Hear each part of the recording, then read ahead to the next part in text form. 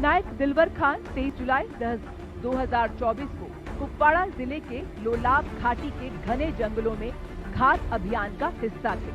देर रात उनकी टीम का 2 आतंकवादियों से सामना हुआ। त्वरित कार्रवाई करते हुए उन्होंने एवं उनकी टीम ने सटीक गोलीबारी शुरू कर दी, जिससे आतंकवादियों ने उन पर आक्रामक तरीके से हमला किया।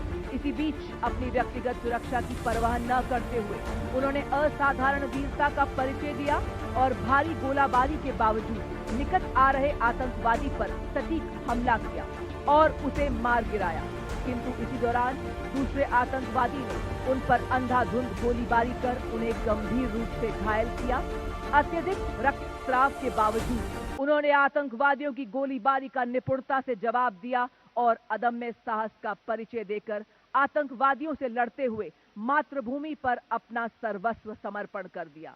उनके अद्वितीय शौर्य, दृढ़ कर्तव्य निष्ठा, उत्कृष्ट बहादुरी एवं सर्वोच्च बलिदान के परिणाम स्वरूप उन्हें कीर्ति चक्र मरणोपरांत से सम्मानित किया जाता है।